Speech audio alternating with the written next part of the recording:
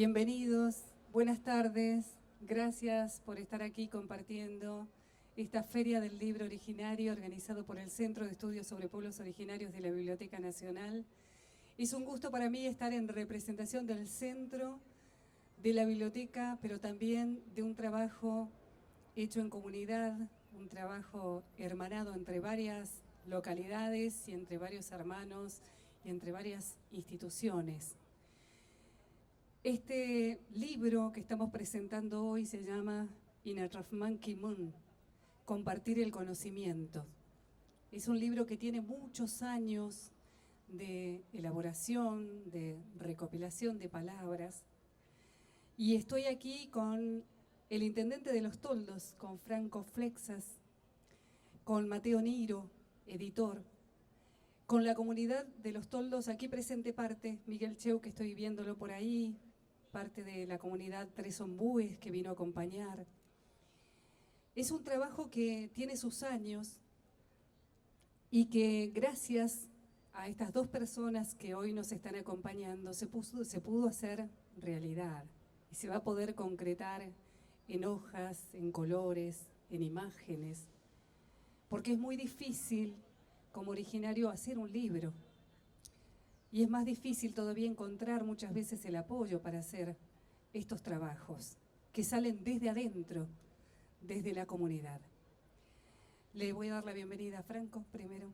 Hola Franco, bienvenido. Hola. Bueno, primero es un gusto estar acá, gracias a todos los que están participando. Mi nombre es Franco Flexas, bueno, y agradecer por supuesto al Centro de Estudios, al director de la biblioteca, por permitirnos presentar este libro que es trascendental para nuestra cultura. Soy intendente de General Viamonte. General Viamonte es un distrito de la provincia de Buenos Aires, está a 300 kilómetros de acá. Somos 22.600 personas, pero General Viamonte no es conocido de por sí cuando uno dice General Viamonte, sino que lo reconocemos cuando se dice Los Toldos. Y en general también Los Toldos se conoce porque nació la mujer más influyente del siglo XX, que es Eva Perón. Nació en la ciudad en 1919, pero Los Toldos tiene una historia de muchos años atrás. Y yo transito el 9º año de la gestión, y una de las cosas en las cuales enfocamos esta gestión tiene que ver con encontrarnos, con reconocer nuestra identidad, que no es poco. Los países en general, y países, tenemos muchos obviamente en este mundo, son milenarios. Muchos tienen miles de años y son los más desarrollados. Y nuestros países en general están transitando los 200 años. Por lo cual nosotros vivimos casi una adolescencia. Bueno, nuestra comunidad es adolescente en relación a otras comunidades. Y por eso es importante construir esta identidad, y hace años que la venimos haciendo. Por eso mucho antes de que nos reconozcan justamente por la persona, por Eva Perón, hubo un hecho trascendental. Los toldos se denominan Los Toldos por las tolderías que se afincaron. ¿Y por quién? Por el cacique Ignacio Coliqueo, que con toda su tribu vino en 1862 y se terminó de asentar en esas tierras. Ustedes saben que antes que se desarrollen los distritos, las divisiones políticas, las divisiones distritales, primero están las ciudades. Y bueno, nosotros nacemos por las tolderías de la tribu del cacique Coliqueo. Ese reconocimiento y esa identidad, todos lo saben, va a hablar mucho Karina seguramente de eso, ha transitado tanto y tanto en América, y por supuesto tiene nuestro correlato y nuestra historia en nuestra ciudad y en nuestro distrito, donde durante muchos años se intentó acallar a la comunidad, y eso generó, entre otras cosas, hasta guardarse, callarse, no reconocer la propia identidad. Así que cuando intentamos mostrar y reconocer de dónde venimos, por supuesto que a la comunidad, a gran parte de la comunidad, le es muy difícil. Por suerte, también hay un grupo de esa comunidad que se siente orgulloso desde hace años y que solo necesitaba un acompañamiento, un empuje, para mostrar y salir adelante. Y en esto Los Toldos, les cuento, es el distrito con más descendientes reconocidos, aborígenes, como dice el censo. Más del 10% se siente aborigen y les puedo asegurar que por lo menos el 25% tiene sangre mapuche en nuestro distrito, por lo cual es un distrito con gran descendencia. También tuvimos, por supuesto, la oleada de 1900, de las oleadas españolas, italianas y de otros países de Europa, y en los últimos años ya de países limítrofes, con también la llegada de una comunidad china, como creo que ha pasado en todo el país. Pero bueno, reconocer que nuestra identidad y nuestro nacimiento está en los toldos, en las tolderías, en el cacique coliqueo, es parte de lo que venimos construyendo para el futuro. Y para que exista un futuro, también hay que reconocer ese presente y no se tienen que perder parte de la cultura que tenemos. Y nuestra cultura es mapuche. Dentro de esa cultura no hay cosa más importante que la escritura, ¿no? Y la oralidad. Y como la comunidad mapuche tiene una tradición en la cual ese idioma se conoce, se trasciende de boca en boca, hay poco escrito. Así que Karina, junto, bueno, aparte de la comunidad, me dijeron, bueno, ¿por qué no hacemos este proyecto antes de que la última mujer que aprendió como lengua materna el mapuche se muera? ¿Por qué no hacemos un libro? Así que este libro es gracias a este proyecto que lleva adelante Karina y que nosotros simplemente acompañamos. Uno de los que comenzó este proyecto se llama Hugo Silveira. Por razones de salud no puede estar aquí hoy, tampoco Susanita Carranza. Los años a veces agotan, ¿no?, a las personas y hacen que la salud haga que sea imposible viajar y hacer tantas distancias. Pero Hugo Silveira, quien nació en la provincia de Buenos Aires, en territorio ancestral Gununacuna o Tehuelche. Su origen ancestral está en la selva atlántica de Sudamérica.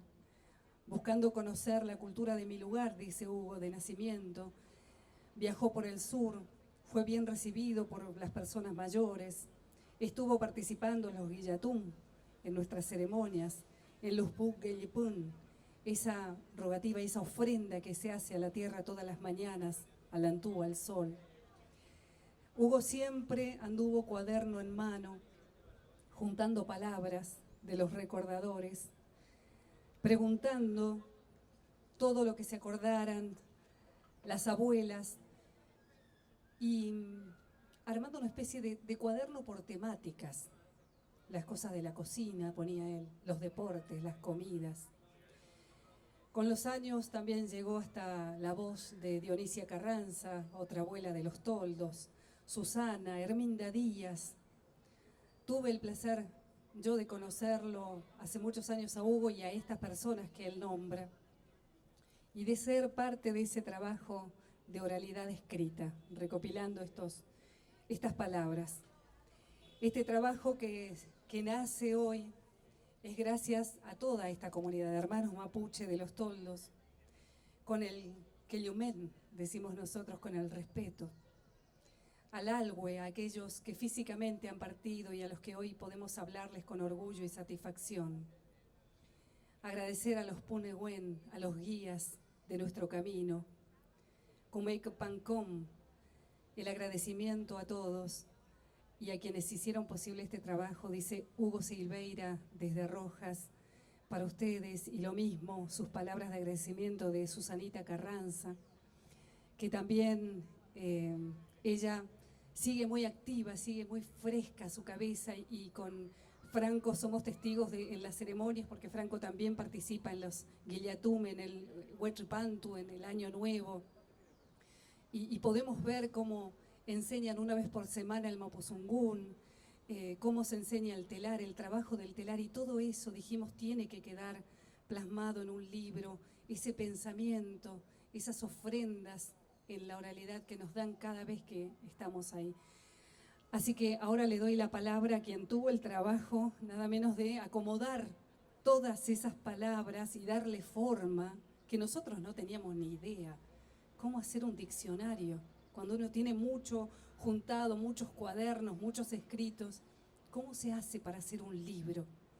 Y ahí es donde, en un momento, en una de las ceremonias, le di mi inquietud a Franco y nos reímos porque fue en medio del encendido del cutral, del fuego, cuando pedí por favor que me pusieran al lado de Franco para, mientras deseábamos yo en mi interior que se concreten tantos proyectos que tenemos, que nuestra salud nos acompañe para hacer todo lo que tenemos para hacer, pero para que también este hombre que tengo al lado mío me escuche y se interese por esto que teníamos pensado.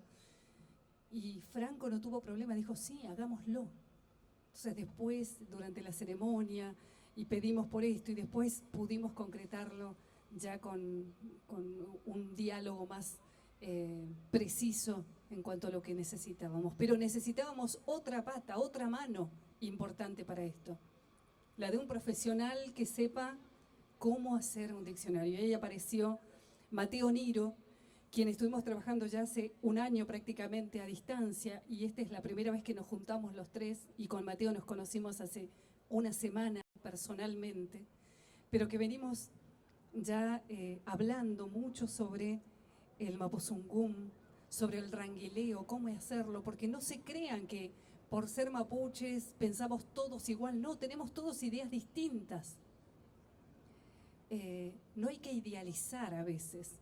Nosotros también tenemos nuestras diferencias, y con Susanita y con Hugo tuvimos nuestras discusiones de cómo hacerlo, y Mateo, con toda la paciencia, nos escuchó, nos pudo interpretar, y me encantaría saber ahora, Mateo, cómo te encontró este trabajo, en qué momento de tu vida, y si alguna vez habías pensado poder ayudar a toda una comunidad, a todo un pueblo, a toda esta nación mapuche, a poder escribir su propia historia.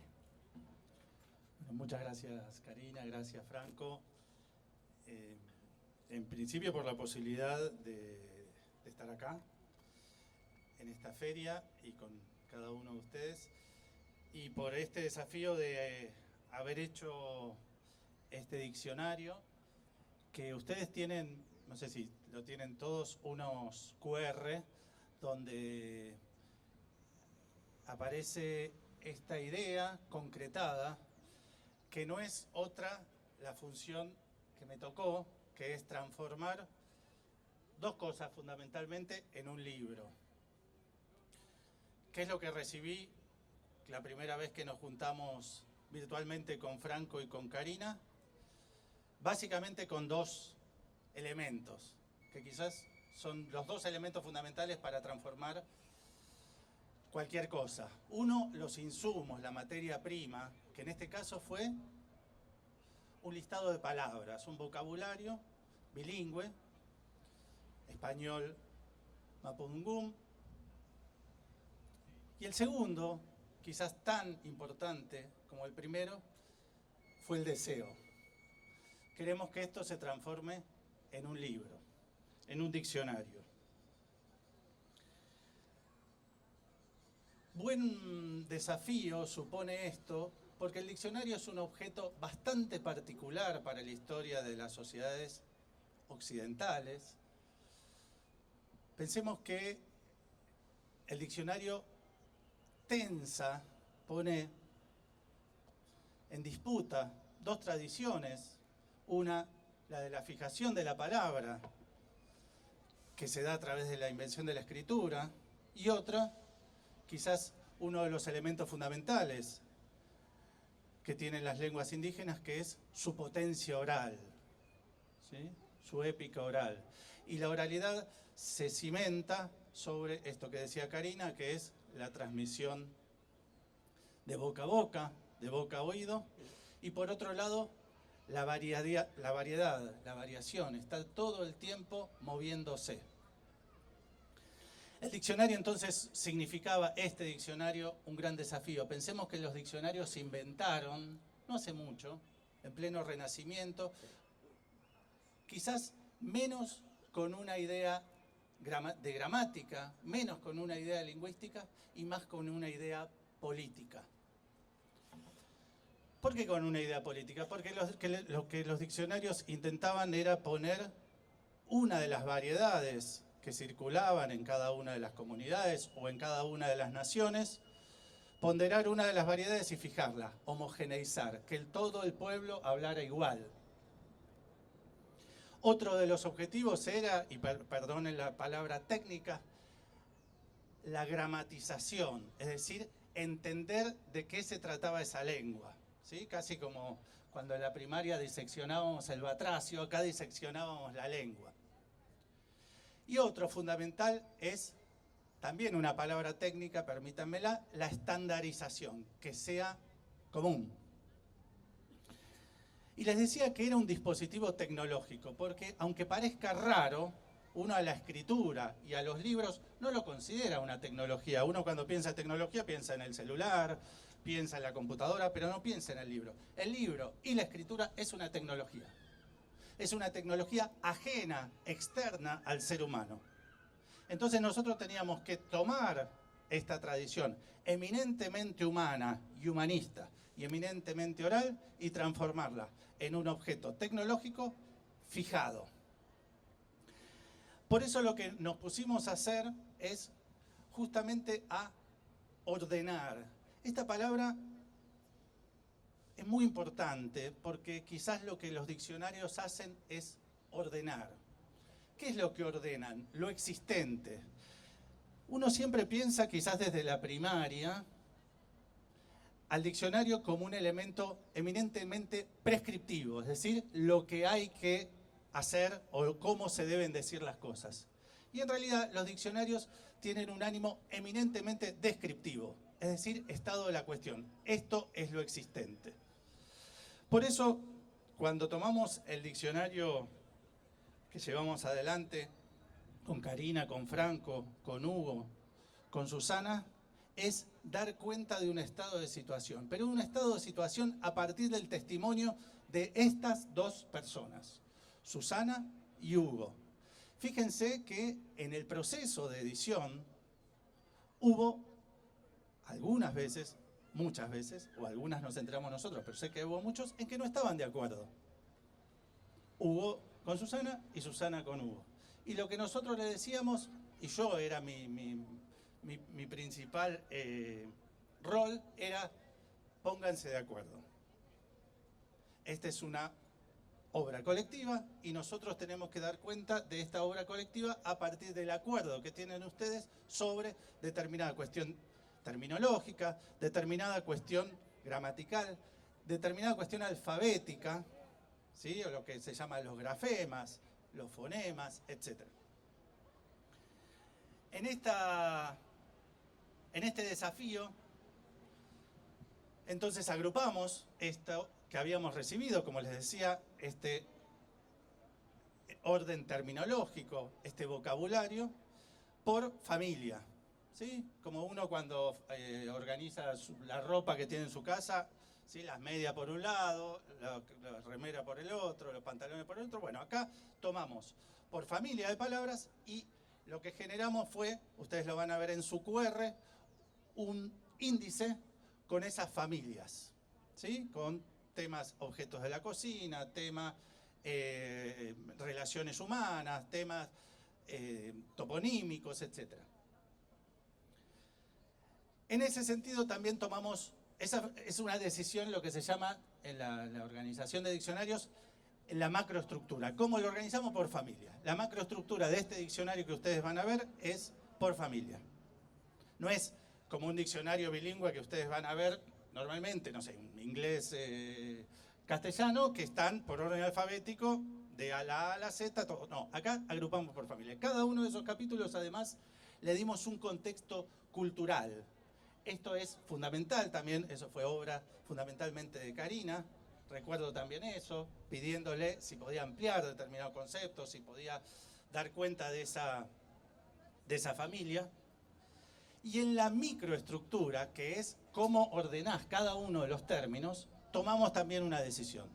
Hacer un libro, hacer cualquier cosa, es tomar decisiones. Y esas decisiones pueden estar adecuadas, pueden ser erradas, pero tienen un porqué. Y el porqué nuestro es que tomamos una decisión pensando que el lector ideal de este diccionario era un lector español hablante. Era para los que no conocíamos el mapudungún. Entonces, la puerta de entrada al diccionario es el español. Todos los paratextos, es decir, todo lo que rodea al diccionario está escrito en español. Los prólogos están escritos en español. Pero el vocabulario fuente, es decir, lo primero que te aparece, está en español. Y el meta está en mapudungún. El libro que acabamos de estar acá, es una fotografía de una película. No es la verdad, no es un monumento que no se mece, sino es un momento dado de una historia riquísima, de una lengua riquísima, a partir del testimonio de Susana y de Hugo. Y a partir de la decisión de Franco de llevarlo adelante, si no las cosas no se hacen, y de la decisión de Karina de empujarlo. Pero créanme, y con esto termino, que los diccionarios, y este diccionario en particular, tiene un objetivo gramatical, lingüístico. Sí, tiene un objetivo gramatical y lingüístico. ¿Tiene un objetivo didáctico? Sí, tiene un objetivo didáctico. ¿Tiene un objetivo histórico? Sí. ¿Identitario? Sí. Pero fundamentalmente tiene un objetivo político. Y ese político es tener una intervención a través de la lengua, que para eso una intervención política, una intervención glotopolítica, porque las lenguas, más allá de la función comunicacional, más allá de la función identitaria, tiene una función política. Para eso está hecha esta feria, para eso está hecha este diccionario. Para dar cuenta del objetivo político de la lengua, para dar cuenta del objetivo político del mapudungún. Muchas gracias. Sí. Quiero contar algunas cositas nada más de este diccionario, porque claro, con las abuelas íbamos y hay palabras que se tuvieron que armar. Y con Susanita Carranza hacíamos siempre para esta fecha una bebida fermentada con las florcitas de un árbol que tiene ella, de las flores del sauco. Entonces es una bebida que yo sabía hace muchos años que mi abuela la hacía y ella también la tenía aquí en la provincia de Buenos Aires. Y nos pusimos de acuerdo con el nombre. Le digo un día a Susanita, ya en la conversa ahí al lado de la cocina a leña, decíamos que teníamos que ponerle nombre a esa bebida. Miren cómo de a poco también vamos construyendo y cómo fuimos construyendo también este diccionario. Entonces, cuando pensamos el nombre, decíamos, bueno, esta es una bebida que tiene efervescencia. ¿Cómo era la efervescencia? Y la efervescencia dice el fish, así se dice. Y se hace con las florcitas del sauco, así que florcita es rayén. Y sí, pues, dice Susanita, entonces que quede fish rayén. Entonces, de esa forma ya nosotros nos acordamos, la podemos transmitir, y de paso al que le guste le invitamos y aprende otra palabra más. Entonces, de a poquito fuimos sumando nuevas palabras como el huincacolcol, el celular, que se usa mucho ahí también entre nosotros, número del huincacolcol. El colcol es el cuerno que antiguamente se usaba para comunicar, y huinca es blanco, es un invento blanco. Y así le llamamos al celular. Entonces, fíjense de qué forma vamos construyendo, sumando todos los días, y como dijo Niro, esto no es la verdad.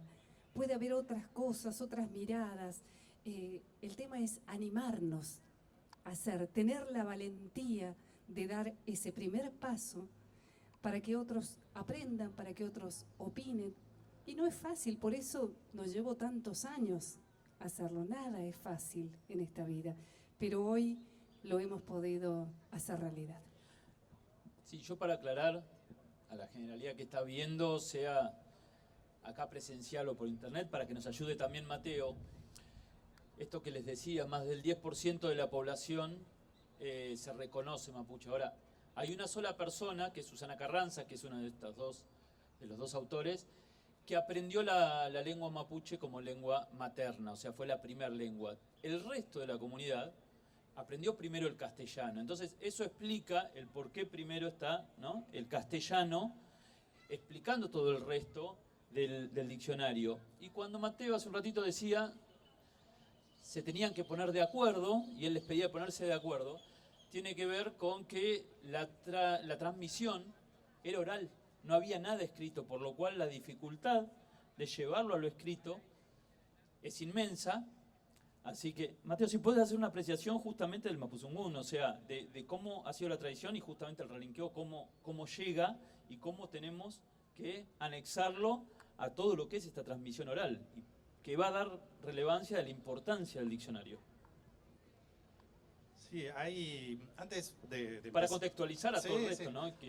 Antes de sentarnos acá, dimos una vuelta por la feria, y quería aprovechar también para felicitar a Karina y a todo el equipo que hizo esta feria, y dar cuenta de que lo que acá se expresa, como decíamos antes en la síntesis del diccionario, es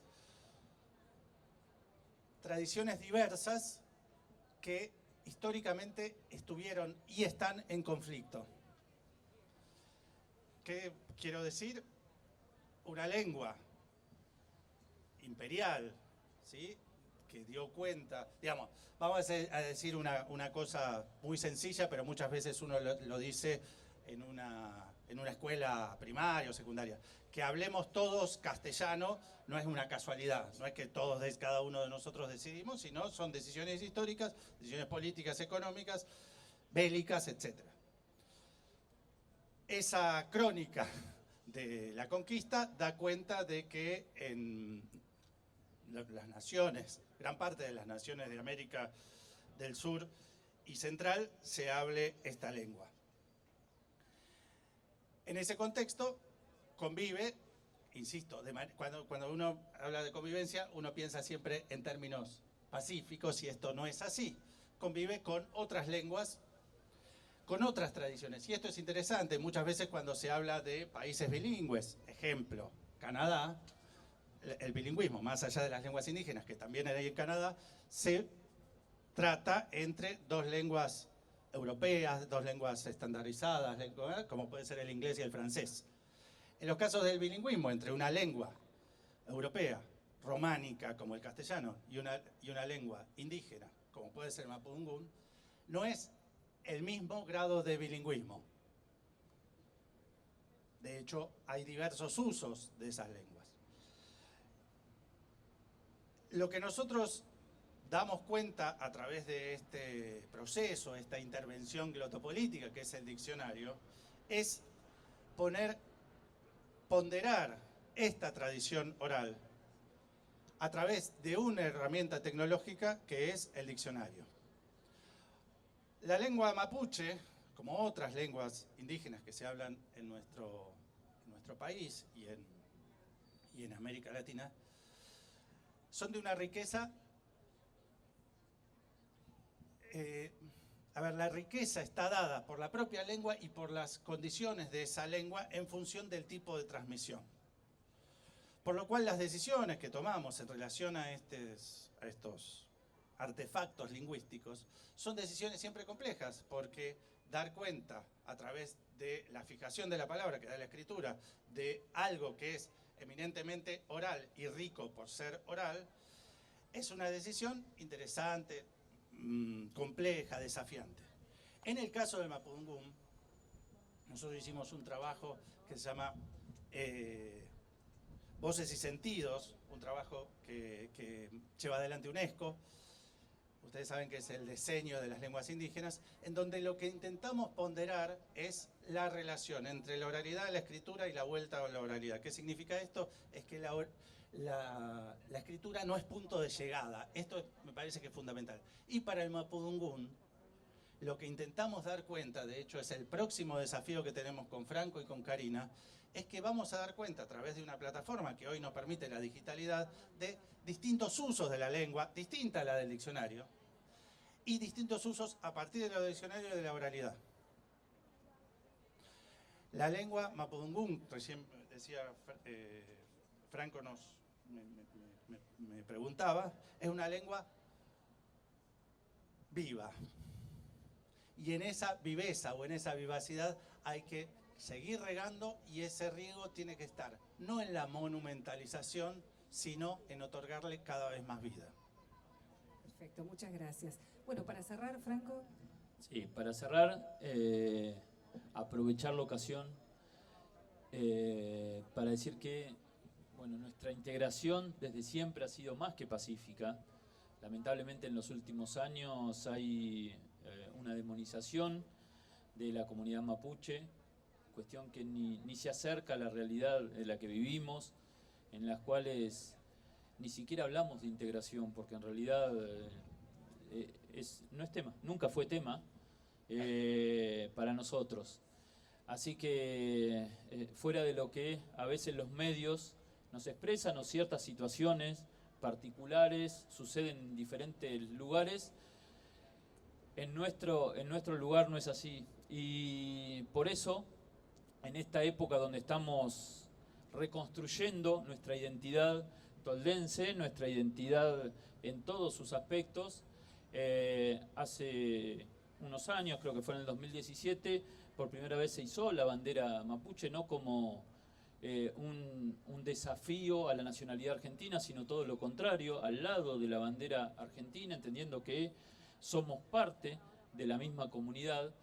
Y más allá de este trabajo, en este momento, después de haber logrado un trabajo arqueológico, por supuesto en vínculo y con la compañía de todas las comunidades, ya está en el Consejo Deliberante de General Viamonte el proyecto de creación del cementerio histórico mapuche, un reclamo que ha sido durante décadas pedido y que es parte justamente de nuestra identidad.